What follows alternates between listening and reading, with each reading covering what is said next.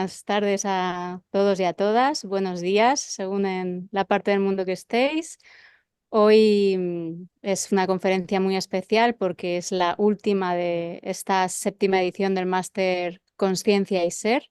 Julio Bogeat, que es el director del máster Consciencia y Ser, psicólogo clínico, psicoterapeuta, que ya la mayoría de vosotros y vosotras conocéis, nos va a hablar de cómo desidentificarnos de ese ego, ¿no? De ese avatar para acercarnos más al ser en mayúscula. Y esta conferencia, como ya sabéis, es previa al último módulo de esta séptima edición, por lo tanto es como un poquito agridulce, ¿no? Porque ya es como el final de un camino y es el principio de otro, claro. Aprovechamos para recordar, antes de que empiece a hablar, así damos un poquito de margen para que se incorpore más gente, que el sábado 15 y el domingo 16 se celebrará este módulo 10 de Enagrama Avanzado. Si no sois alumnas actuales, podéis incorporaros porque ya sabéis que se pueden cursar los módulos de manera independiente. Y en unas semanas nos vamos a encontrar en el retiro presencial de Alpedrete en Madrid, los días 5, 6 y 7 de julio. Si ya has cursado el máster o los módulos de Enagrama, puedes venirte, estás a tiempo. Quedan plazas porque ya van quedando poquitas. Y bueno, sin más dilación, recordaros que estas conferencias duran aproximadamente una hora. Julio hablará como 45 minutos y daremos unos 10-15 minutos finales para las preguntas o dudas que os puedan surgir al respecto. Así que os presentamos a Julio para hablar de ser o no ser. Esa es la cuestión esencial. Bienvenido. Que la disfrutéis mucho. Bueno, vamos a abordar esta afirmación, ¿no? O mejor dicho, esta cuestión a la que hemos titulado como ser o no ser. Esa es la cuestión. Y hemos añadido esencial. ¿Y por qué es esencial? Porque evidentemente cuando nos posicionamos desde el ser en letras minúsculas, nuestra realidad va a cambiar de una manera absolutamente radical al si nos posicionamos como ser en letras mayúsculas, ¿no? Yo creo que ahí hay una gran diferencia. En el primero de los módulos creo recordar que a todos los alumnos y a todas las alumnas os preguntaba qué diferencia creíais que había entre ser y ser en mayúscula, y todo el mundo, bueno, pues de una manera intuitiva, pues sabíais perfectamente de qué iba esto, ¿no? Si nos ponemos en términos cientificistas, pues podemos darnos cuenta de que realmente la diferencia entre ser en minúscula y ser en mayúscula es una diferencia de vibración, ¿no? Es una cuestión desde el ser en minúscula o desde el ego de estar vibrando a un nivel más denso, es decir, somos más materia, estamos más identificados con el mundo de lo tridimensional, estamos más identificados con la parte del cuerpo físico, del cuerpo emocional y de esa mente inferior que, como sabéis, entroncaba a esto, a lo que llamamos ego, y en detrimento, bueno, pues en ese ser en mayúsculas, pues estaríamos vibrando en otro lugar, ¿no? Un lugar mucho más sutil, mucho más elevado, mucho más armónico, ¿no?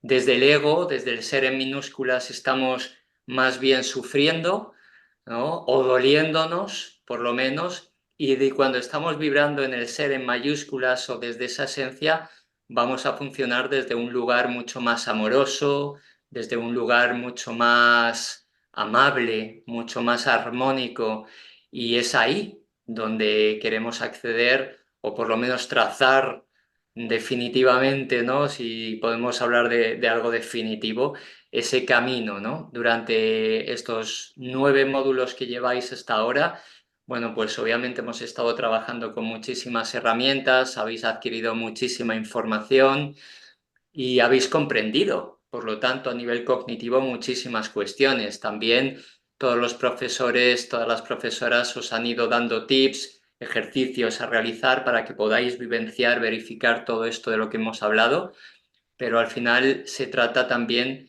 no solamente de comprender a nivel cognitivo, sino de comprender con H intercalada a nivel vivencial, ¿no? A nivel de verificación. Esta es la idea, ¿no?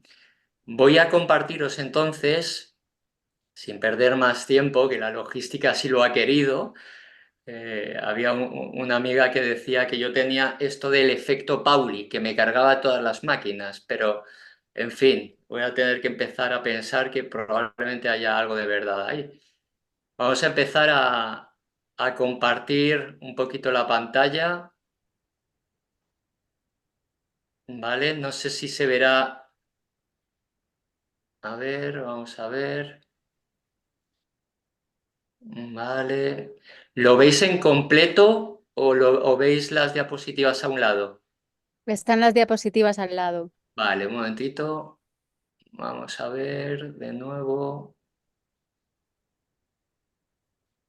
Bueno, pues a ver.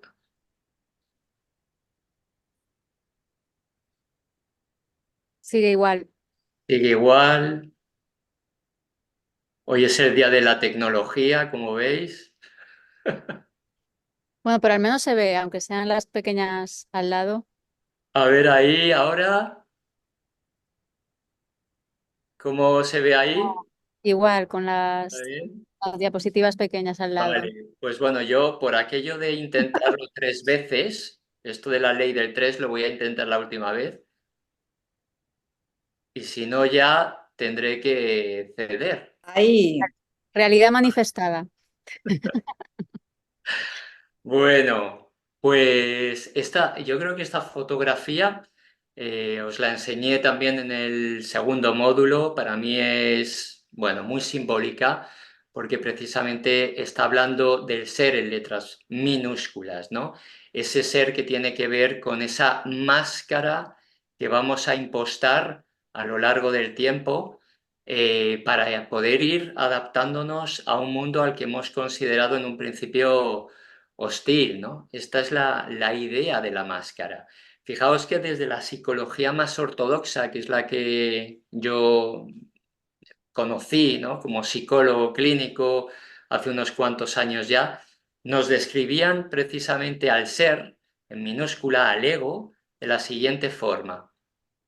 Decían que era un patrón de pensamientos, sentimientos y comportamientos que caracteriza a una persona y que tiene una cierta persistencia y estabilidad a lo largo de su vida, de modo tal que las manifestaciones de ese patrón en las diferentes situaciones posee algún grado de predictibilidad. Es decir, así pienso, así siento, así actúo. Digamos que de alguna manera todo el mundo sabemos cómo es nuestra madre, cómo es nuestro padre, cómo es nuestro hermano, y sabemos perfectamente que si se dan una serie de situaciones, un caldo de cultivo X, mi madre, mi padre, quien sea, puede reaccionar estadísticamente hablando de una forma o de otra. ¿Mm? Esto es lo que se entendía desde la psicología más purista como personalidad, ¿sí? La personalidad al final es un constructo, es un conglomerado egoico de diferentes recursos que me ha ayudado a poder adaptarme a esta realidad, ¿no? Y desde la psicología se entendió que el ambiente, la manera en la que yo me relacionaba con el ambiente, la manera en la que mis circunstancias vitales iban aconteciendo, iban a ir limando mi personalidad hasta dar un tipo o un biotipo, como queráis denominarlo, ¿no? Sin embargo, esto era bastante curioso porque en la medida en la que, bueno, íbamos estudiando, a mí se me iban planteando una serie de cuestiones y era el hecho de que muchas personas, si hablamos directamente de hermanos cuyos padres son los mismos, pues salían radicalmente diferentes habiendo vivido circunstancias muy similares, ¿no? Con lo cual, esto tampoco se daba de una manera taxativa, sino que había algo que, que estaba por encima de esta teoría ambientalista, de esta teoría de la propia biografía, ¿no?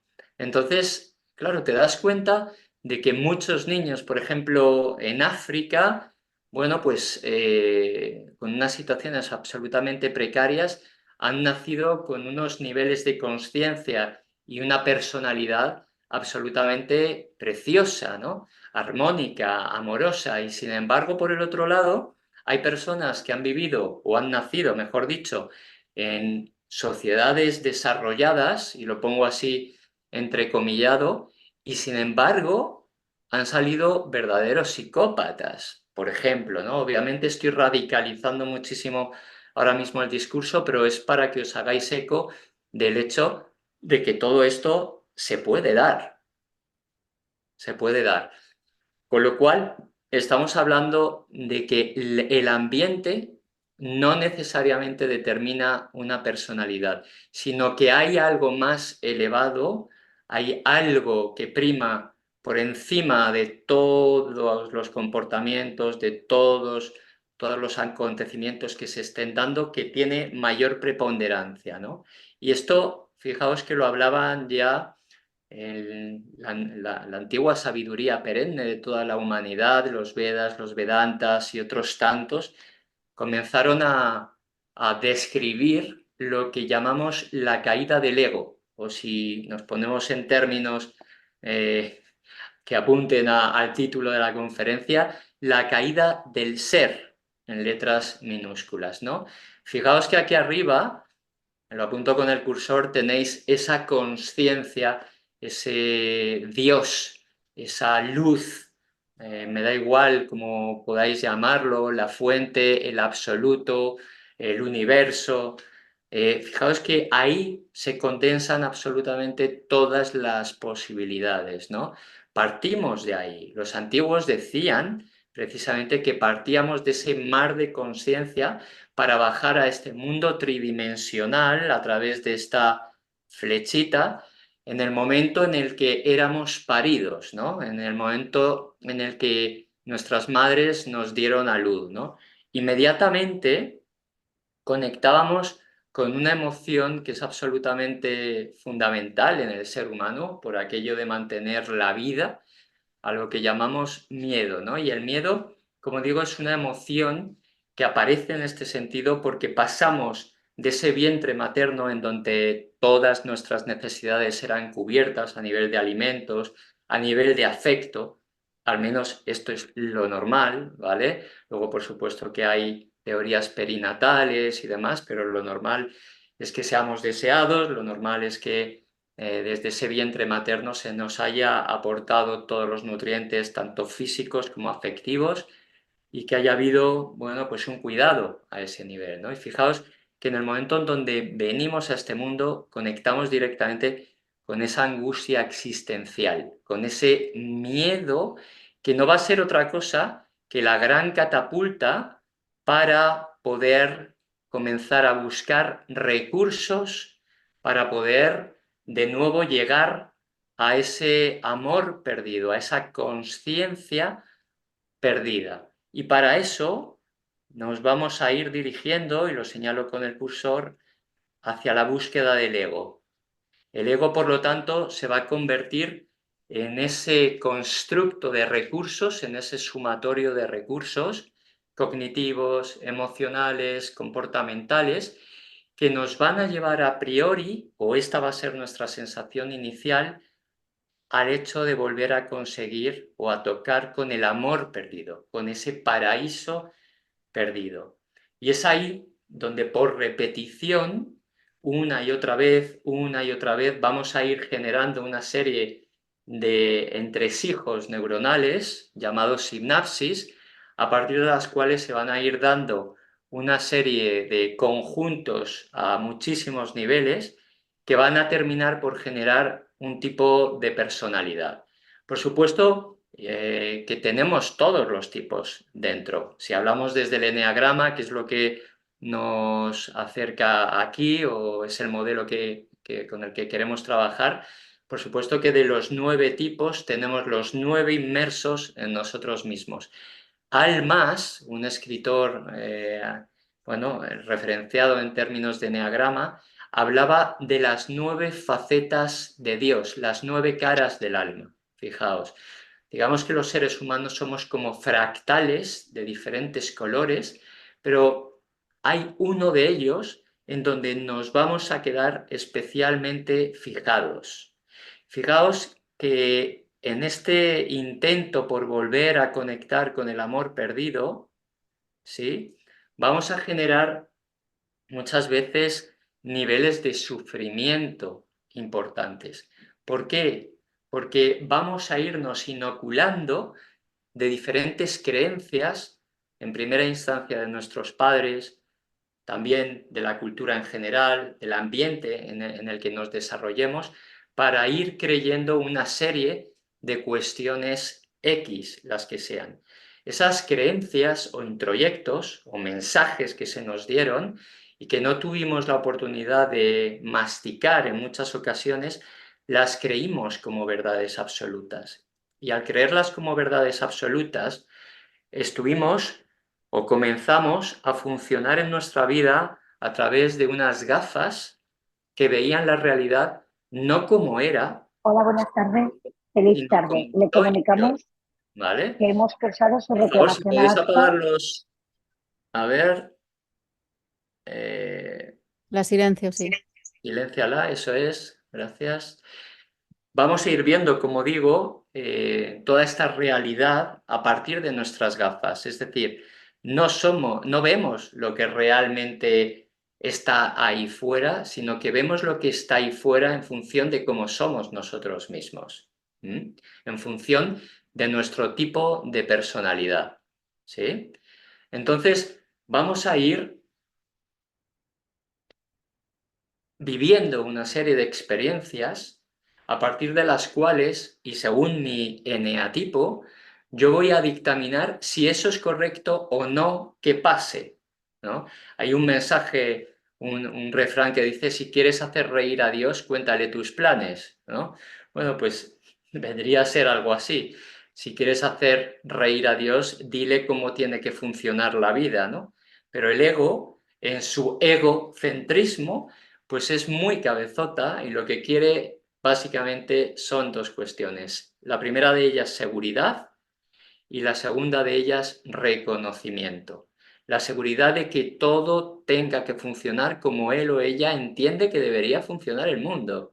Y si no, no vale, ¿no? Y si no, entonces me pongo a patalear, o entonces me entristezco, o entonces temo, o entonces cualquier emoción, ¿no?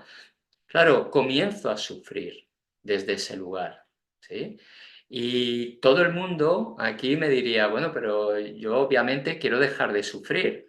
Sí, esto puede ser real, ¿no?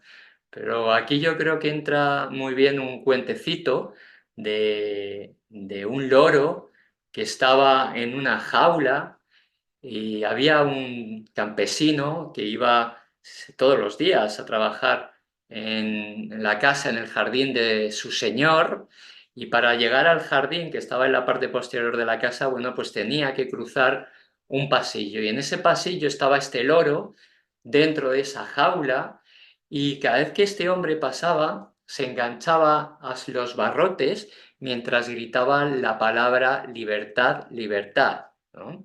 Claro, el hombre, viendo un día tras otro a este pobre animal, que lo único que quería era su libertad y salir de la jaula, pues llegó un momento en donde ni corto ni perezoso, pues decidió abrir la puerta de esa jaula, ¿no?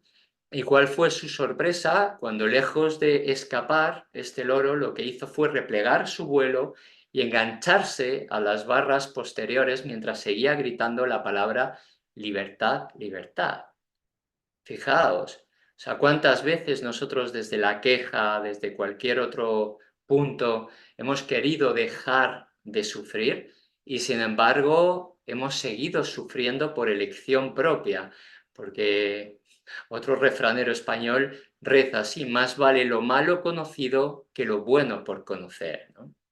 Y es así como el ego se sigue perpetuando en ese status quo, entendiendo que prefiere quedarse perfectamente encasillado en su mundo de cristal, en esa jaula de oro, en vez de salir para poder comprobar que efectivamente hay fuera de esa jaula de tu propia personalidad, que en realidad es una jaula con todas sus bondades, por supuesto, hay algo más allá que es tu propia liberación, ¿no? Esa liberación de la mente, esa liberación del espíritu al que todos anhelamos llegar, ¿no? Bueno, es curioso esto, ¿no? Porque poco a poco el niño va gestando esa personalidad. Se dice, según los estudios de psicología, que a los 7 años ya está perfectamente cristalizado todo ese ego, pero últimamente en las últimas investigaciones se está comentando que en torno a los 21 años en mujeres y los 24 o 25 en hombres termina por cristalizarse, ¿no? Aquí siempre las mujeres por delante, pero bueno, es así, parece que es así hasta que se demuestre lo contrario. Bueno, la gran pregunta, si sufrimos, ¿por qué nos cuesta cambiar? ¿No? Bueno, parece que el ser humano, parece que los seres humanos somos especialmente cabezotas en esto de creer que la vida, que la manera en la que tenemos que vivir la vida es únicamente a través de nuestra propia perspectiva y no a través de la perspectiva del otro. Y parece que cada humano tiene parte de esas piezas del puzzle, ¿no? Pero, ¿por qué si sufrimos nos cuesta cambiar? Cualquiera diría que si uno mete el dedo en el fuego y lo sigue manteniendo ahí, parece que no tiene muchas luces, ¿no? Bueno, pues de alguna forma ahí estamos en muchísimas ocasiones, ¿no?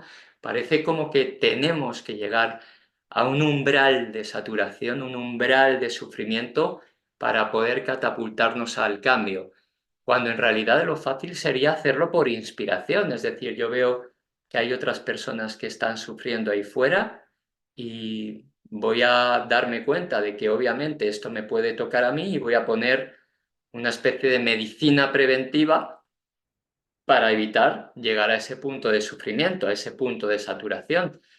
Aquí siempre me gusta hablar bueno, poneros un ejemplo que creo que es como muy ilustrativo para que nos demos cuenta del por qué nos cuesta realmente cambiar, aun sabiendo que sufrimos, ¿vale?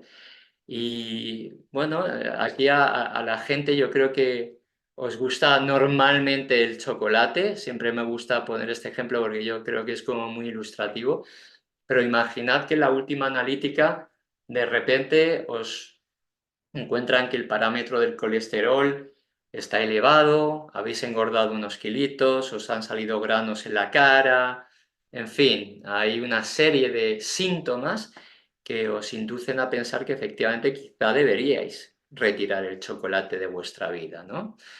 Yo sé que es un chute de dopamina tremendo, pero parece que la analítica ya os está avisando de algo así, ¿no? Y entonces vosotros tomáis una decisión férrea, ¿no? Y es dejar de tomar chocolate. Y esto es así, y lo vais a lograr, ¿no? Y os contáis precisamente esto. Comenzáis a incorporar estrategias para dejar de tomar ese chocolate. Cuando vais, por ejemplo, al supermercado, vais con 3 vasos de agua en el estómago para ir saciados y no iros directamente a la sección de dulces. O a lo mejor habéis decidido llevaros a algún familiar para que os dé un manotazo para evitar que contactéis con esos dulces que os están esperando ahí, ¿no? Es decir, cada uno funciona con unas estrategias, ¿no? Pero ¿qué es lo que ocurre? Lo que ocurre es lo siguiente. Durante muchos años, vuestro cerebro, cada vez que consumía chocolate, ha estado elicitando, ha estado segregando una serie de neurotransmisores que vuestras células, todo vuestro cuerpo, ha estado absorbiendo, ha estado bebiendo, ha estado tomando. Todas estas células que están en vuestro cuerpo han comenzado a generar una serie de enlaces, una serie de condicionamientos, de tal forma que se han acostumbrado, se han habituado perfectamente a tomar chocolate, a tener su dosis de chocolate todos los días o semanalmente o da igual, ¿no? Vamos a poner todos los días. Cuando uno toma la decisión consciente de dejar de tomar chocolate y pasan una serie de días, 2, 3 días, por ejemplo, todo mi entramado celular, mi cuerpo, va a comenzar a dar diferentes señales de alarma. De alguna forma van a mirar hacia el cerebro, hacia su amigo el cerebro, y se van a preguntar qué está ocurriendo aquí. ¿Mm?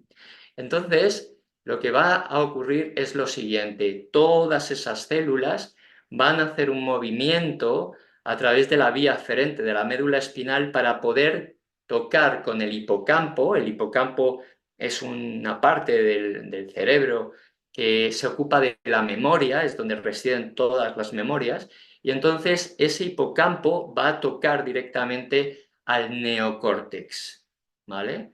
Cuando ese movimiento ocurre, estamos en pleno síndrome de abstinencia. ¿Mm? Cuando queremos dejar el chocolate, cuando hemos decidido tomar esa decisión para dejar de tomar chocolate, cuando nuestras células se han hecho eco de que el alimento al que estaban acostumbradas a recibir durante todos los días ya no está y comienzan a hacer este movimiento a través de esa vía aferente para tocar el hipocampo y para tocar el neocórtex, de repente comenzamos a escuchar esas voces para poder postergarnos en la decisión que habíamos tomado. Y de repente comenzamos a generar pensamientos del tipo: hoy no es un buen día para dejar de tomar chocolate. Mejor lo haces después de tu cumpleaños. O mejor lo dejas para el 1 de enero, justo cuando empiece el año. O mejor cuando tu suegra se vaya de tu casa. O mejor cuando, ¿vale? Y aparecen todos esos discursos saboteadores, ¿no? Que nos van a volver a llevar de nuevo a esa adicción, ¿sí? A esa adicción. Fijaos que los seres humanos, lejos de creernos libres, que hay una parte que precisamente esta formación apunta a esto de la liberación, pero tenemos que ser conscientes de cómo funciona nuestra maquinaria egoica para poder posicionarnos como testigos de nosotros mismos, ver todo ese tipo de adicciones que tenemos a nivel cognitivo, a nivel emocional, a nivel conductual, y poder irlo desentramando poco a poco, con muchísima compasión, porque a veces el síndrome de abstinencia es tan grande que volvemos de manera recurrente a esa personalidad, ¿no? Entonces la propuesta es dejar de ser tú, dejar de ser nosotros mismos. Fijaos, solamente en el momento en donde yo digo esto, probablemente vuestro ego esté diciendo: ¿cómo que dejar de ser yo? ¿Cómo que dejar de ser yo? Bueno, de esto se trata, de no ser nadie y de ser todo a la vez, de poder abrazar a esa esencia que ya nos habita desde el principio de los tiempos. Y obviamente que tenemos que buscar ese equilibrio entre el ego o el ser en minúsculas y el ser en mayúsculas. Estamos viviendo en un mundo tridimensional, pero qué bonito sería traer el cielo a la tierra, ¿no? Qué bonito sería darnos cuenta de que no somos esclavos de nosotros mismos, sino que podemos elegir en cada momento. ¿Mm? Esta es la propuesta. Entonces, en este sentido, os propongo que hablemos un poquito, de una manera muy resumida, acerca de las diferentes adicciones según el modelo del eneagrama. ¿Mm? Fijaos que el tipo 8, bueno, los que lo conocéis, los que conocéis el eneagrama, sabéis que se dividen en 3 tríadas: 8, 9 y 1 serían los viscerales, 2, 3 y 4 los emocionales, 5, 6, 7 los mentales. Pero no me voy a entretener mucho aquí, solo deciros que el tipo 8 tiene una adicción al poder, ¿vale? Si hablamos en estos términos, es una persona confrontativa, directa, una persona que encerró su propio corazón para evitar sentirse débil. Y con esto de debilidad entendemos emociones como la vergüenza, como el miedo, como la ternura. Se atrincheró en sí mismo, se hizo adicto a posicionarse por encima del otro para no sentirse humillado nunca más, ¿vale? Esta es la sensación que tuvo el tipo 8 en el momento en donde se configuró su ego, ¿no? El tipo 9 es adicto a la paz, y pongo paz entrecomillado también, porque es una pseudopaz. Parece que todo el mundo quiere estar en paz, parece que el eneatipo 9 con esto de querer estar en paz y evitar el conflicto es el mejor eneatipo, pero no es así en la medida en la que se posterga a sí mismo, en la medida en la que evita confrontar con un otro, en la medida en la que evita responsabilizarse de sus propias necesidades para manifestarlas. Desde ahí se hace un narcotizador, ¿no? Se queda adormilado, se queda zombie, ¿no? Viviendo una vida que no es suya. En el tipo 1, por ejemplo, estamos hablando de un adicto a la perfección, ¿no? Personas metódicas, disciplinadas, pulcras, puritanas, me podéis también permitir este concepto, personas que lo que quieren es cambiar al mundo, cambiar al otro, cambiarse a sí mismo porque entendieron, y por eso se hicieron adictos, que el error no podía ser abrazado. Son personas a las que les cuesta tremendamente aceptar la realidad tal y como es, ¿no? Si hablamos del tipo 2, estamos hablando de un adicto a estar conectado, ¿de acuerdo? Un adicto a estar conectado, ¿cómo? Bueno, pues haciéndose imprescindible para los demás. ¿Mm? Si me hago imprescindible para los demás, entonces los demás querrán estar conectados a mí. Y este sería mi mantra: necesito sentirme necesitado. Personas seductoras, personas manipuladoras también, personas que lo que quieren es ser amados a través del hecho de ser necesitados. Así es como entendió el eneatipo 2 que podría recibir amor. Bueno, nos vamos al eneatipo 3. ¿Adicto a qué? Adicto a destacar, adicto a abrir su plumaje, ser visto, pero ser visto, no ser visto de cualquier manera, sino a través de sus resultados. Son tipos eficaces, eficientes, orientados, como digo, a lograr cosas.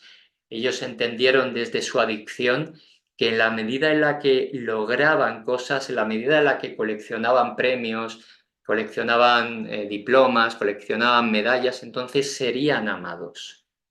Y este tipo lo que quiso precisamente es eso, mostrarse de tal manera que el otro pudiera darse cuenta cuánto valía a través de esa imagen brillante. El tipo 4 lo que quiere, o la adicción que generó, fue a ser único y especial. ¿Sí? El eneatipo 4 comenzó a verse muy chiquitito, muy chiquitito. Hizo de su mantra favorito algo así como un sufro, luego existo. Y si no sufro, entonces tendré que buscar algo con lo que sufrir para que eso me dé identidad, para que eso sea el alimento y de esa forma seguir siendo un adicto a la comparación con el otro, al hecho de que al otro le quieren más que a mí, y yo soy Calimero, y yo soy la Cenicienta, personas que se hicieron muy creativas desde el dolor, por lo general, personas que intensificaron muchísimo su mundo emocional para sentirse especiales. Pasamos al eneatipo 5, que se hizo adicto a estar distanciado o desapegado, ¿vale? Entramos aquí en las adicciones de los mentales, y esta adicción implica que no quiero compartirme con el mundo. Entiendo que la única manera de vivir en esta vida es acumulando conocimiento, es convirtiéndome en un gran erudito, en un gran acoplador de conocimientos, pero sin la posibilidad de interrelacionarme con un mundo, porque entiendo que ese mundo me puede invadir, ¿no? El tipo 5 es un tipo muy sensible también, aunque parezca muy desapegado y muy enfocado en sus cosas que tengan que ver con el conocimiento, lo que quiere es precisamente quedarse en ese castillo elevado, viendo cómo funciona la humanidad, y él a su bola, ¿no? Después tenemos al 6, que es adicto a la seguridad, un tipo ambivalente, dubitativo, asustadizo, personas que temen el error, temen cometer errores, porque de alguna forma creen que serán castigados, ¿no? A través de papá, al que podemos llamar papá real o papá Estado o cualquier tipo de autoridad, ¿no?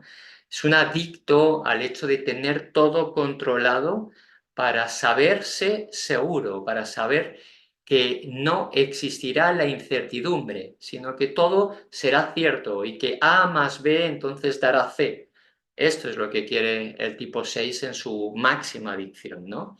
Y tenemos al tipo 7. El tipo 7, ese adicto a comer no solamente platos de comida, sino comer experiencias de una manera desbocada, compulsiva. Son personas adictas precisamente a sentirse estimuladas, a sentir que hay siempre algo mejor que está esperando ahí fuera.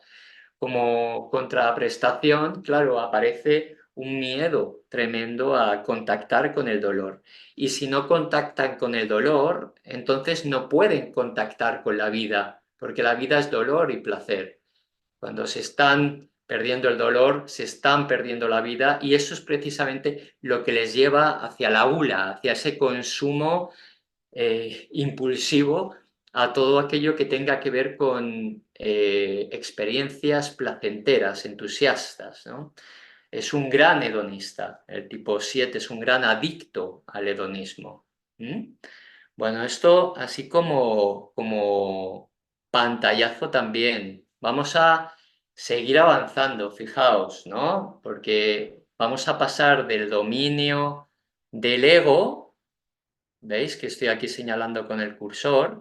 Donde aparecen las pasiones y las fijaciones o trampas, ¿vale? Que ya las dimos en el primero de los módulos de Eneagrama, para tocar el dominio del alma o el dominio del ser en letras mayúsculas, ¿no? Cuando hablamos del dominio del ser en letras mayúsculas, estamos hablando de ideas santas y de virtudes, y de una manera muy básica. ¿Qué vendrían a ser las virtudes? Bueno, vendría a ser la versión elevada de las pasiones.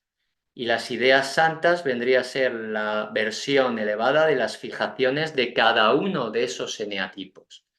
¿Sí? Por lo tanto, la idea es abrazar precisamente el ser en letras mayúsculas que somos, ¿vale? Bueno, hay muchas formas de acceder al ser en letras mayúsculas. Obviamente aquí estamos hablando de eneagrama, pero os doy aquí alguno de los, bueno, de los ejemplos que podrían haceros conectar con el ser, ¿no? Por ejemplo, la ley de correspondencia, que ya habéis visto, ¿no? La ley de correspondencia dictamina en qué momento, en qué lugar ocurre todo aquello que vuestra alma diseñó para que ocurriera, de tal forma que nosotros podamos ir trascendiendo limitaciones egoicas y poderlas ir transmutándolas hacia el amor, ¿no? Igual que hay correspondencias, por supuesto, que son agradables a ojos del ego, también hay correspondencias que son desagradables a los ojos del ego, ¿no? Por ejemplo, aquí podemos hablar de San Pablo, ¿no? O Saulo de Tarso, que se hacía llamar en un principio, fue tirado del caballo. Esta es la típica historia de iluminación express, ¿no? Podríamos llamarlo así, porque este hombre era un enemigo acérrimo de los cristianos y en su camino a Damasco para poder apresarlos y aniquilarlos, de repente una luz se apoderó, le tiró del caballo, se quedó ciego durante 3 días y cuando comenzó a ver, se hizo un discípulo férreo de Jesús de Nazaret, ¿no? Y fue por correspondencia. Este hombre no se trabajó absolutamente nada para que esto sucediera, pero estaba en su camino que por correspondencia se diera este evento, ¿no? También hay gente a la que le sirve por ingesta de psicotrópicos, ayahuasca, peyote, es decir, ahora mismo hay una amplísima gama de sustancias que pueden conectar con dimensiones superiores de la consciencia, ¿no? Con ese ser en letras mayúsculas. Por supuesto que también las experiencias cercanas a la muerte es otro evento que sucede y donde uno se puede ver claramente como mucho más que lo que creía ser, ¿no? Como mucho más que ese entramado egoico, este cuerpo físico, emocional o mente inferior, ¿no? La respiración holotrópica, también Osho, otro de los gurús de los últimos tiempos, hacía apología acerca de un tipo de respiración sostenida con pasión para poder empezar a tocar con esos niveles elevados, ¿no? De conciencia. También podemos hablar de estados hipnóticos inducidos. Aquí podría aparecer la terapia, por ejemplo, a vidas pasadas, en donde hay muchísimos estudios acerca de estas experiencias, donde hay incluso ejemplos donde niños comienzan a hablar en arameo o en hebreo antiguo, ¿no? Estamos hablando del fenómeno de la xenoglosia, pero esto es otro camino para poder darnos cuenta de que somos mucho más de lo que creemos, ¿no? Que hay mucha más información en toda esta vibración que nos alberga, en ese nivel de conciencia de lo que creíamos, ¿no? Para mí es importante, y esto es lo que vamos a ver a lo largo del módulo del fin de semana, comprender, no es decir, saber cuál es nuestro eneatipo, cuál es esa cárcel que tiene también la bendición de poder afincarnos a esta realidad tridimensional, es decir, yo no soy ninguna de estas personas que apela por matar al ego, no va por ahí el asunto. Yo creo que hay que integrarlo, hay que darnos cuenta de que somos ego y que somos esencia y que el camino del ser humano realmente es despertar en vida, ¿vale? Cuando hablo de despertar en vida me refiero a en esta dimensión para no morir jamás, ¿no? Para no morir jamás. Esto ya lo decía también Jesús de Nazaret, conoceréis la verdad y la verdad os hará libres. Hacía apelación precisamente a este concepto de comprender, no solamente cognitivamente, como decía, sino aprendiendo con H intercalada, comprendiendo con H intercalada que somos mucho más, ¿no? Y para eso es fundamental el manejo de la energía vital. Para eso es fundamental que nosotros sepamos de qué forma podemos mantener elevada esa energía, porque si no hay energía vital, somos más susceptibles de ser secuestrados por nuestro ego, por nuestro bicho, por ese lagarto que todos tenemos, ¿no? Y si no, pasaros 4 o 5 días sin dormir y a ver si sois tan amables con la cajera del Mercadona, ¿no? O sea, es algo que cambia la perspectiva directamente, ¿no? Por eso el dormir bien, la alimentación, el ejercicio físico y una práctica espiritual adaptada a cada uno de vosotros, la que queráis, es fundamental para mantener esa energía vital, ¿no? La comprensión, cuando hay comprensión puede haber aceptación. Cuando hay aceptación, nuestra energía vital aumenta porque dejamos de estar conflictuados con nuestros sistemas de creencias y demás, ¿no? Y cuando nuestra energía vital aumenta, somos más correspondientes, nos vamos haciendo más correspondientes con que aparezcan niveles de paz interior mucho más elevados. Y eso de nuevo va a facilitar el hecho de que yo siga comprendiendo. Cuando uno está en paz, cuando uno está en amor consigo mismo, ¿qué no comprende? ¿Qué no comprende de verdad? Somos mucho más compasivos, nos acercamos mucho más al otro, en fin, podemos ver a través de las gafas del otro, podemos soltar el resentimiento, podemos soltar todo aquello que nos atormenta y esto es fundamental. Y fijaos que aquí, por último, he puesto también la activación de la glándula pineal.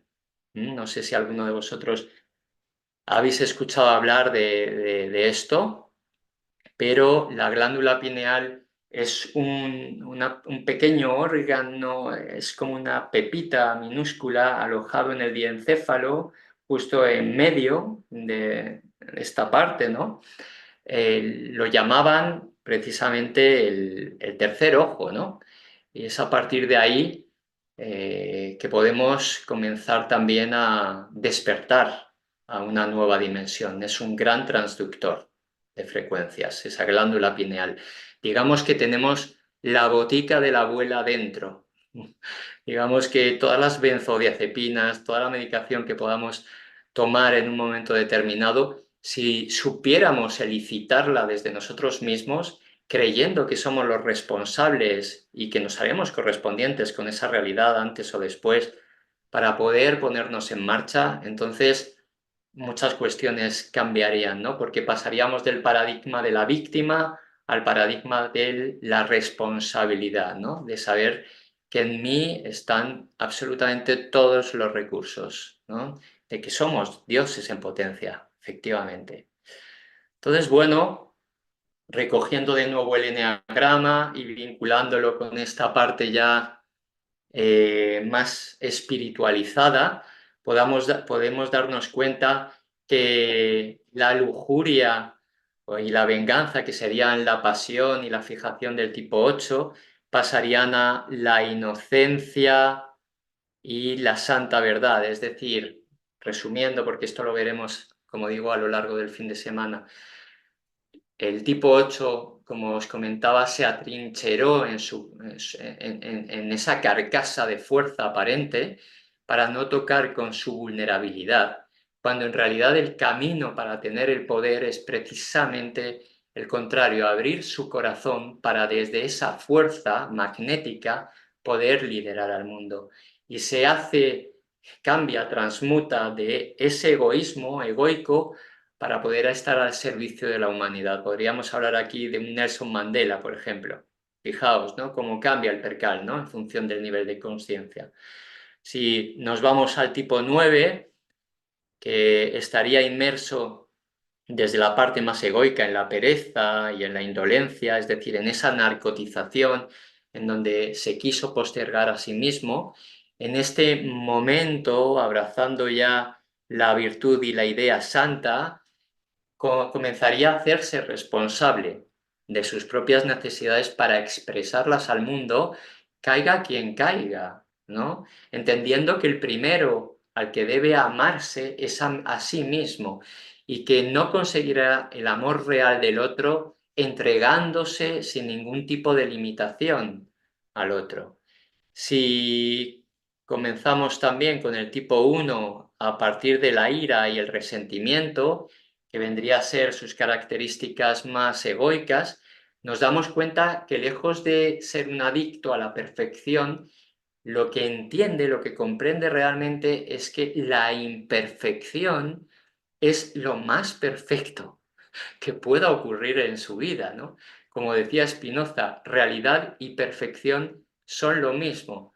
Entonces abraza esa serenidad, ya no se hace tan reactivo, eh, aumenta su capacidad de aceptación de la realidad. En el tipo 2, que como veis era un adicto a estar conectado a través de sentirse necesitado, ahora toca precisamente con su propia carencia. Entonces, en vez de darse y darse y darse a los demás para ser mirado y desde ahí sentirse amado, comienza a pedir, comienza a conectar con su propia carencia también. Comienza a desdibujar ese orgullo. El tipo 3, que está aquí, lejos ya de hacerse un adicto a destacar, a brillar, porque sí, con esa vanidad y con esa falsedad, convirtiéndose en todo aquello que el otro espera de él o de ella, ahora mismo ya comienza a embullirse en su autenticidad, ¿no? Ya no se tiene que convertir en un trabajólico para conseguir muchísimas cuestiones, muchísimos reconocimientos, sino que entiende que desde su propia autenticidad ya es y que desde ese ser es legítimo para ser amado igualmente, sin tanto hacer, sin tanto hacer. El tipo 4, desde esa adicción a ser único y especial, pues comienza a disminuir su envidia, comienza a disminuir esa mirada al pasado en donde cualquier pasado fue mejor, ¿no? Y comienza a dejar de compararse con un otro para salir perdiendo, para darse cuenta de que esa intensidad emocional que le acompaña tiene que ser ecuánime. Y desde esa ecuanimidad entonces encontrará su centro. Esa ecuanimidad implica equal animus, ánimo igual, ánimo más plano, sin tener esos movimientos de euforia y tristeza como si fuera un carrusel, ¿no? Darse cuenta de que él o ella ya es origen en sí mismo, ya es original, ya es especial en sí mismo. El tipo 5, que lo que quería era mantenerse desapegado, distanciado, ahí es donde radicaba su adicción, por fin conecta con el hecho de que todo está unido y que se puede entregar y que puede compartir, que lejos de estar en una posición avariciosa en donde le da miedo entregarse a sí mismo, le da miedo entregar todos sus conocimientos, se pone a compartirlos. Se pone a compartirlos porque entiende que todos formamos parte de un todo indisoluble. Y por fin hace ese movimiento de materialización en el mundo. El tipo 6, que se movía desde esa adicción a la seguridad, a través de su gran pasión, que es el miedo, su fijación, la duda, comienza a conectar con su fuerza, con su coraje. Se da cuenta, toma conciencia de que esa ambivalencia, esa duda, ese miedo, realmente le lleva a una grandísima incertidumbre y se da cuenta también que solamente yendo hacia adelante, reconociendo sus miedos, abrazando sus miedos y aposentándose en sí mismo, en sus propios pies, en su propio liderazgo, será capaz de posicionarse en un lugar mucho menos catastrófico que como ha estado acostumbrado a estar, ¿no? Y el tipo 7, la gula, planificación, sobriedad, santo plan, en fin, todo esto ya lo desarrollaremos.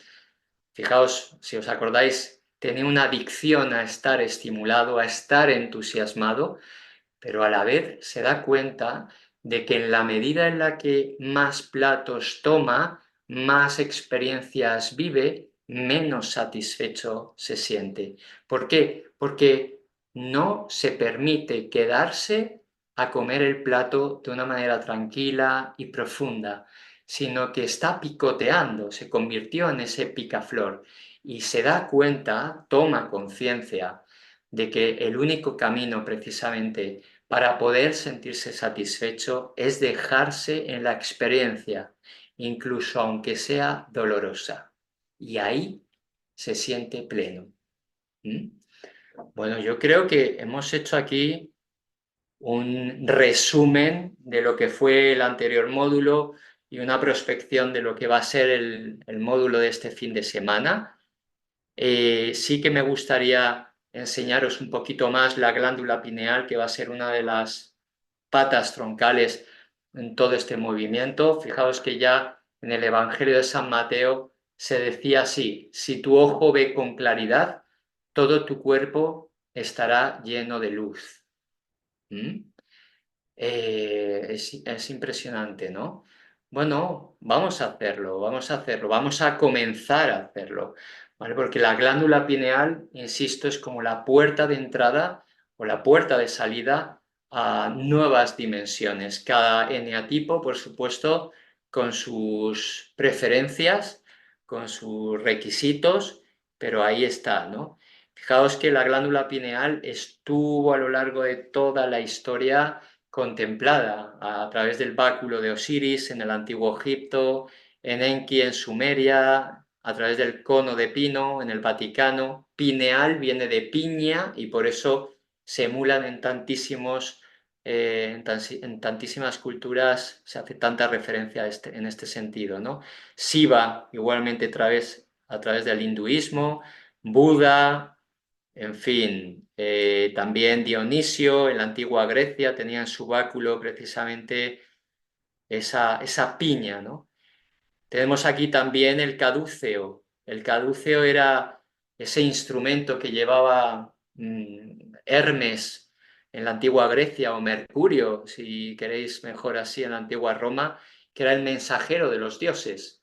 El caduceo era ese bastión a partir del cual Mercurio, Hermes, como queráis, iba interconectándose con diferentes dimensiones para dar los diferentes mensajes a los diferentes dioses de aquella época, que como sabéis era politeísta, y emula a la energía Kundalini, estas dos serpientes que se entroncan en este báculo, que viene también a significar nuestra médula espinal, esa Kundalini, esa energía vital que está esperando ahí a ser despertada, es la responsable de que se pueda tocar esta piña, esa glándula pineal, y desde ahí comenzar a alzar las alas para poder volar hacia nuestra libertad, hacia la toma de conciencia de nuestro ser en mayúscula, ¿no?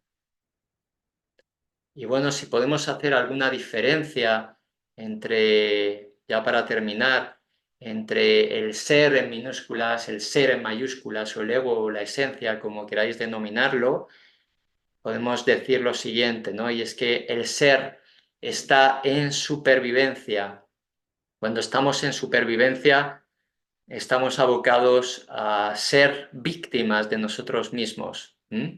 Estamos imbuidos por una serie de neurotransmisores que nos van a llevar a pensar, a sentir, a tomar decisiones, a comportarnos, a vivir una serie de resultados y a tener una serie de emociones que nos van a llevar a confirmar de nuevo el hecho de que tenemos que perpetuarnos en movimientos de supervivencia, ¿no? Sin embargo, desde el ser nos vamos a mover en términos colaborativos, porque vamos a entender que todos somos uno. Desde el ser en minúscula vamos a vivir emociones como la ansiedad, la ira, la depresión, precisamente por eso, porque estamos secuestrados por el ego, y cuando estamos secuestrados por el ego no podemos vivir desde otro lugar. Obviamente, entre el ser en minúsculas y el ser en mayúsculas hay un amplio espectro que hemos ido definiendo a través de diferentes niveles de conciencia, pero estamos polarizándonos para que veáis claramente todo esto, ¿no? Desde el ser en mayúsculas estaríamos viviendo, sin embargo, desde el amor, ¿no? Y el amor no entiende de miedo, el amor no entiende de ira, el amor no entiende de depresión. Y esto no significa que no entienda de miedo, que no entienda de rabia y que no entienda de tristeza, porque estamos en el mundo humano. Pero cuando gestionamos bien esas emociones, podemos recuperarnos directamente para estar en el amor, ¿no? En estados de amor mucho más sostenidos a lo largo del tiempo. El ser en minúsculas se mueve en términos de separación, ¿no? Mientras que el ser en mayúsculas se mueve en términos de unión, algo muy parecido a esto de la supervivencia y lo colaborativo. Se mueve en términos de egoísmo y se mueve en términos de servicio, el ser, ¿sí? Claro, cuando uno no tiene por qué preocuparse por sí mismo más allá de lo que es estrictamente necesario en esta dimensión, que es comer, poder dormir, etc., uno está en niveles de conciencia muchísimo más elevados, uno tiene energía vital mucho más elevada y por lo tanto puede estar para el otro, puede moverse de manera compasiva hacia el otro.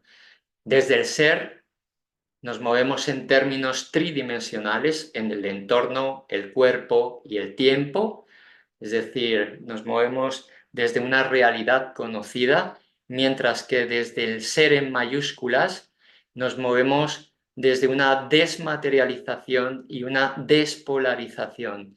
¿Qué significa esto? Desmaterializarnos implica que nos vivimos más desde el alma implica que ya no importa tanto nuestro entorno, ya no importa tanto nuestro cuerpo, ya no importa tanto el tiempo, porque nos vemos abocados a la infinitud que somos, ¿no? Estamos ya cada vez más abrazados por esa infinitud que somos. Y la despolarización implica no ver la vida en términos de blancos y negros, o mejor dicho, blancos o negros, masculino o femenino, bueno o malo, sino verlo todo, observarlo todo en términos de procesos, simplemente, en términos neutrales, sin ser reactivo. ¿Mm? En el ser en minúscula me siento desenergetizado, fijaos, tantísimo conflicto interno, ¿dónde me lleva? Pues obviamente a una pelea interna que no tiene otro movimiento que mi propia desenergetización, ¿no? Y sin embargo, por el otro lado, nos vemos en el ser, en mayúsculas, absolutamente energetizados. Cuando uno vibra alto, cuando uno vibra en amor, cuando uno está aposentado desde esa esencia, ¿no? O vive más desde esa esencia, por supuesto que hay energías raudales, ¿no? Y esto de la energía es fundamental porque los maestros, los grandes maestros lo manejan de una manera preciosa, ¿no? Y siempre lo decimos, no es más maestro aquel que sabe, aquel que mayor conocimiento tiene, sino aquel que mejor uso de su propia energía vital hace, ¿no? Y por lo tanto, la energía vital, como veis, siempre ha sido a lo largo de todo el curso algo fundamental, ¿no? ¿Por qué? Porque esa desenergetización me va a llevar, obviamente, a esa pérdida de paz interior, ¿no?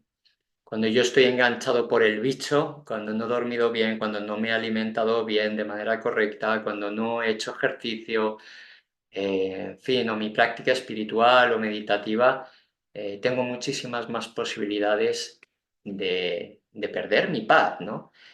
Y la idea es volver a resituarme en ese entroncamiento para poder habitarme más desde la esencia, ¿no? Y no tanto desde el ego. Así es que bueno, yo creo que con este resumen creo que voy a dejar de compartir por si hubiera alguna preguntita y listo.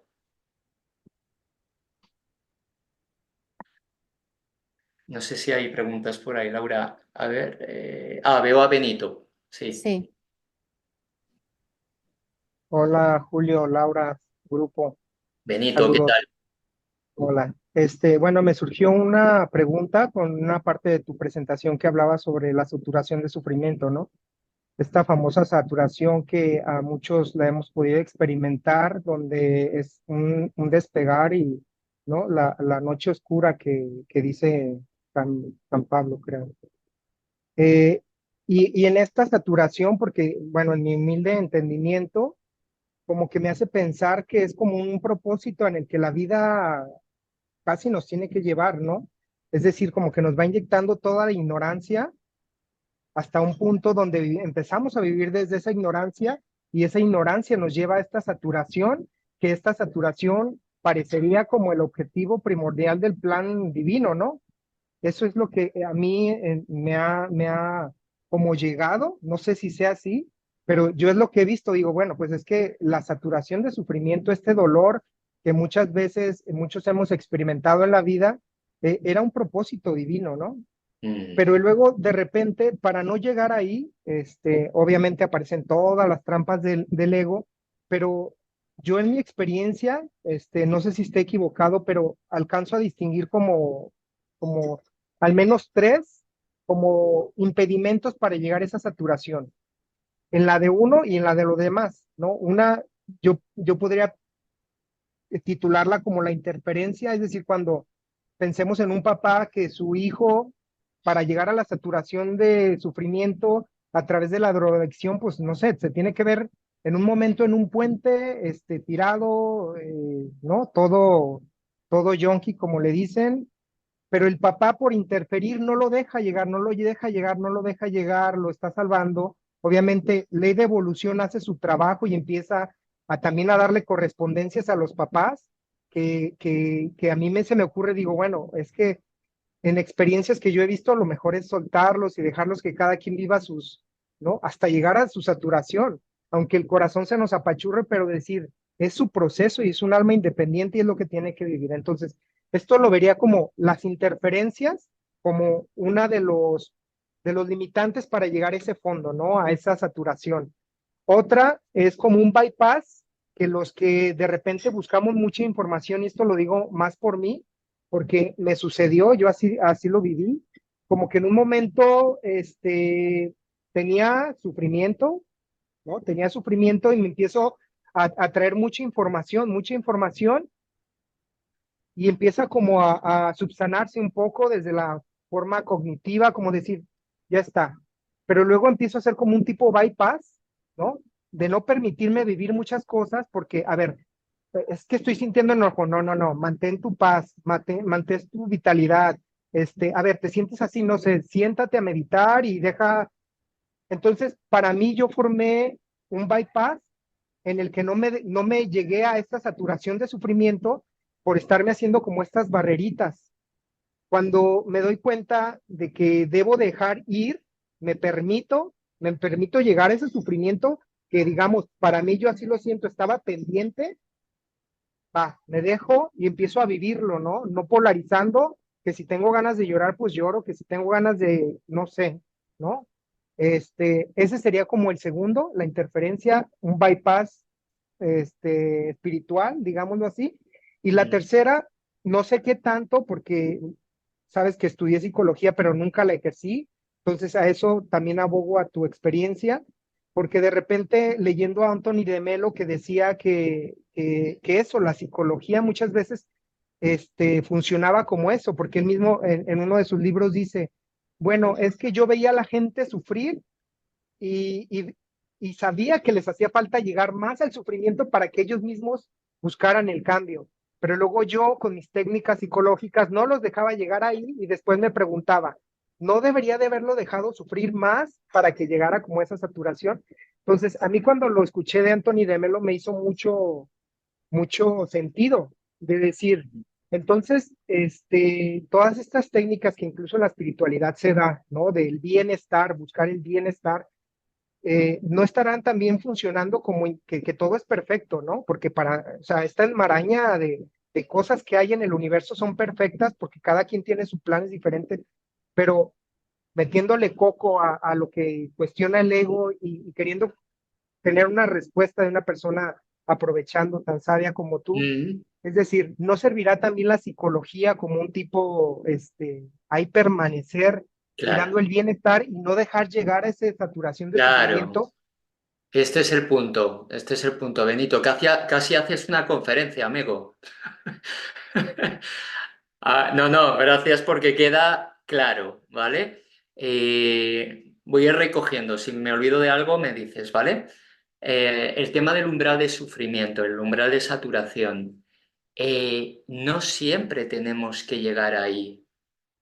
Es decir, incluso te diría que muchas veces que hemos llegado allí, ni siquiera hemos cambiado. O sea, es muy, muy, muy bestia todo esto, ¿no? El umbral de saturación o el sufrimiento elevado en su máxima exponencia, en su máximo exponente, es la única utilidad del sufrimiento. Es darnos cuenta, primero, que sufrir no cambia nuestra realidad, pero sí que es cierto que nos abre a nueva información, ¿vale? En mi experiencia, no tendríamos por qué llegar a esos niveles de sufrimiento, pero el ser humano es tan cabezota, somos tan cabezotas en tantas ocasiones, que la vida nos lleva allí, nos dice, ok, venga, vamos a sufrir. Lo suyo sería cambiar por inspiración, como decía antes también, ¿vale? Si yo sé que existe la muerte, por ejemplo, porque X persona ha fallecido u otra, o que a tal persona la han pegado, o que hay hambre en el mundo, ¿por qué no me inspiro para poder llegar a mi propia verdad sin tener que tocar esos umbrales de sufrimiento? Bueno, precisamente porque el ego es cabezota en sí mismo. es cabezota, pero no necesariamente tenemos que aprender por sufrimiento. Es más, se nos da la opción de hacerlo únicamente con el dolor. El dolor es un gran indicador para darnos cuenta de que ese no es el camino a seguir. ¿Sí? Cuando por correspondencia la vida nos trae diferentes situaciones, ¿m? Y nos duelen, o mejor dicho, nos dolemos con ellas, ¿sí? Nos está poniendo de manifiesto algo que nosotros tenemos que trascender. No es otra cosa. No, la vida no quiere hacer faenas realmente. Lo único que quiere es que aprendamos. Esto es un proceso evolutivo, es un proceso pedagógico y ese es el sentido, ¿vale? El tema de las interferencias que comentabas antes también. La interferencia es una herramienta para darte cuenta, o mejor dicho, es un proceso en donde tú te das cuenta que la vida te puede estar diciendo no, y te dice no por dos cuestiones que ya habéis visto en el máster. Primero, no ha sido solicitada tu ayuda, y segundo, el otro a lo mejor puede hacerlo por sí mismo. Con lo cual, si te pones a mangonear, en ese sentido, estás interfiriendo, ¿vale? La siguiente, el bypass emocional que me decías, o psicológico, ¿no? Que lo vinculo directamente con Antonio de Melo porque tenía mucho que ver, el segundo con el tercer ítem. El bypass es aquello que nos puede servir como, o que se puede convertir en ego espiritual. Es decir, yo puedo comprender muchísimas cuestiones a nivel cognitivo, pero si no las verifico, solamente me doy cuenta de que tengo conocimiento, pero al no verificarlo, no me convierto en maestro. Es decir, una cosa es creer que sé y otra es saber que sé. ¿Y cómo sé que sé? Experimentando en el mundo de la materia, en este ring de la vida, ¿sabes? Verificando que si me doy cuenta, tomo conciencia de mi propio patrón egoico, siendo un tipo 3, un tipo 2, un tipo 7, que alineándome con las leyes universales que también van a aparecer, entonces puedo tener un código para poder aprender a dejar de sufrir. Y esto lo decía Gerardo Smerdin y lo han dicho otros muchos maestros, ¿vale? Pero muchas personas se quedan en esto del querer conocer. Y es verdad que en momentos determinados me puede servir como inspiración y puedo tener efectivamente horas, días, épocas en donde estoy tan imbuido por este conocimiento con el que mi alma resuena, que puedo tener niveles de paz muy potentes, ¿no? Pero ¿qué es lo que ocurre? Que cuando salgo a la vida, de repente, ¡plas! Entonces, todo aquello que había aprendido cognitivamente, pues no servía tanto. Pero oye, mucho mejor eso que nada, ¿no? Entonces, el siguiente paso es precisamente experimentar, ¿no? Es comprender con H intercalada, como me gusta llamar, ¿vale? A ti, a ti, Benito. Ingrid ha levantado la mano también. Hola, Hola, Ingrid. se escucha, súper. Sí, se escucha, Eh, no te veo, eso sí. no tengo problemas con la cámara, Ah, pero ok, no vale, importa. sin problema. Bueno, primero pedir la disculpa porque no pude entrar de comienzo a la conferencia, y así que si estoy haciendo una consulta que ya se respondió, pido las disculpas. Eh, es primera vez que puedo estar en vivo, así que estoy súper contenta. Y yo encantado también. Gracias. Tomándome de la idea de lo que habló Benito, del tema de la saturación, me gustaría saber a partir de qué edad no hay que interferir en las decisiones de los hijos. ¿A partir de qué edad no hay que interferir en las decisiones de los hijos? Mira, esto es una pregunta de manual, pero para cada uno de vosotros. Yo más o menos sé cómo puedo moverme con los míos, pero no te puedo dar, Ingrid, una edad concreta en donde, ¿vale? Porque va a depender mucho del perfil de personalidad que tú tengas enfrente, del nivel de conciencia de ese perfil de personalidad, de las vivencias que hayáis tenido. No es lo mismo padres separados que padres que siguen juntos, es decir, las directrices también cambian. Aquí es que, claro, se puede abrir un melón, como decimos en España, tremendo, ¿eh? Pero bueno, lo único que te puedo decir, porque no sé si has estado, dices que es la primera vez que estás aquí, no sé si habrás visto algún vídeo del canal o no, pero lo único que te puedo decir que uno interfiere, como le decía Benito, bajo dos cuestiones básicas, ¿no? Primero, cuando tu ayuda no ha sido solicitada y segundo, cuando la persona lo puede hacer por sí mismo. Es decir, hablando ya de hijos, mi hijo ahora mismo es más alto, tiene 13 años, ¿no? Pero cuando tenía 5 años y me pedía que le cogiera un vaso de agua, porque estaba arriba del armario, obviamente yo le daba ese vaso, porque él por altura no podía y encima me lo estaba pidiendo, ¿vale? Pero si con 1,80 m me sigue pidiendo la ayuda, obviamente, pues, y él puede hacerlo por sí mismo, pues obviamente no lo haré. Podría hacerlo porque, por ejemplo, puede darse la situación de que está enfermo y puede darse la situación de que yo paso por la cocina y pueden darse muchísimas circunstancias. Pero si me pide que yo le coja un vaso de agua, estando a lo mejor corriendo por el parque y yo me tengo que volver del parque para cogerle el vaso de agua, permitidme lo extremista del ejemplo, pues obviamente va a ser un no, ¿vale? Ya. Siguiendo con la misma línea, si un hijo ya adulto llegase al límite de querer suicidarse, ¿tengo que interferir obligatoriamente en lo que yo entiendo? Ujú. A ver, estamos hablando de términos pues muy extremistas. Yo soy psicólogo, como sabes, y obviamente hay dos cuestiones en mi consulta que si me cuentan, yo tengo el deber de informar, ¿vale? Una de ellas es el suicidio, es decir, si me dicen me voy a suicidar, yo tengo que informar, ¿vale? Pero entiendo que en ese momento esta persona está en una zona de sombra y necesita ayuda, ¿vale? Y la otra cuestión con la que yo debo informar es si me dicen que van a cometer un crimen y que van a matar a su exmujer o cualquier cuestión de estas, ¿vale? Estamos hablando ya de ejemplos muy drásticos, Ingrid, pero vamos, ahí lo dejo, ¿ok? Ok. Y por último, entiendo que la mejor manera de adquirir conocimiento, porque siento que adquirir conocimiento es muy fácil, pero llevarlo a la práctica ya es otra cosa. Claro. Entonces, la única forma entiendo que para poder conectar, yo lo llamo con las entidades de los planos superiores, así lo llamo yo. La única forma entiendo yo que es experimentar, experienciar,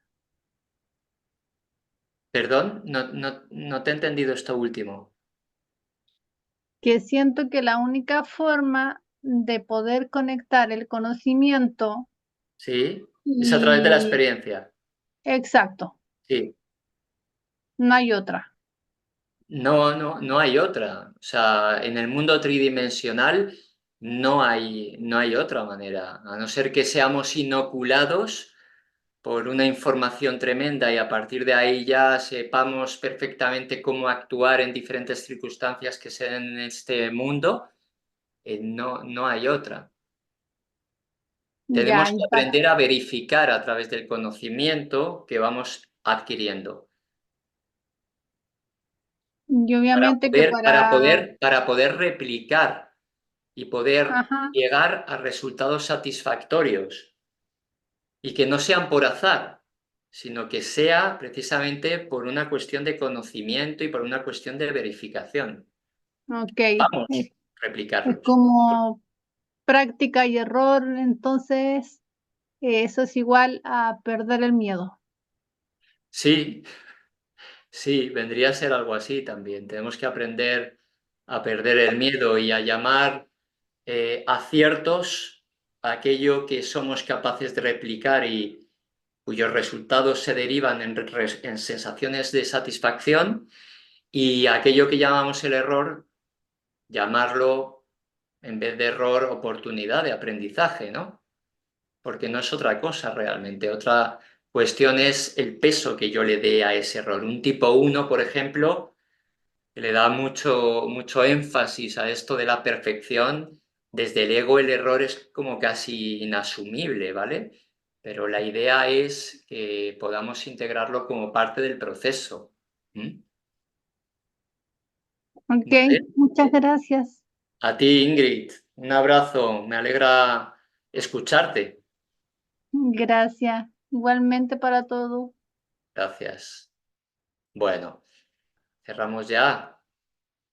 Se me ocurre una última idea. Como es la última conferencia de esta edición, si podéis poner todas las cámaras y hago una foto de despedida. ¿Os parece? Los menos vergonzosos. A ver,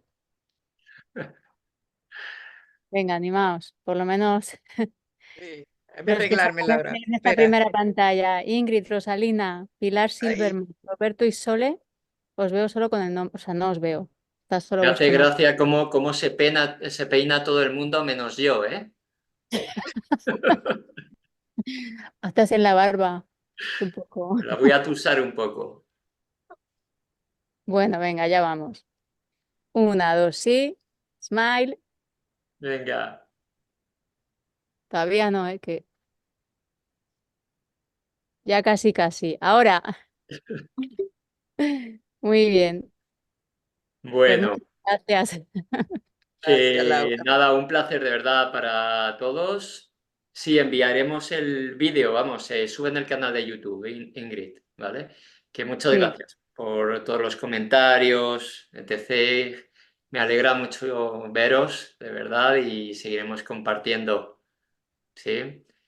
Bueno, pues intentemos aprender a vivir un poquito más desde ese ser en mayúsculas y abrazando también a nuestro ser en minúsculas, que tiene una función muy bonita también, es poder trascender esas limitaciones internas, es nuestro gran chivato. Así es que no le matemos, por favor, integrémosle. Un abrazo enorme.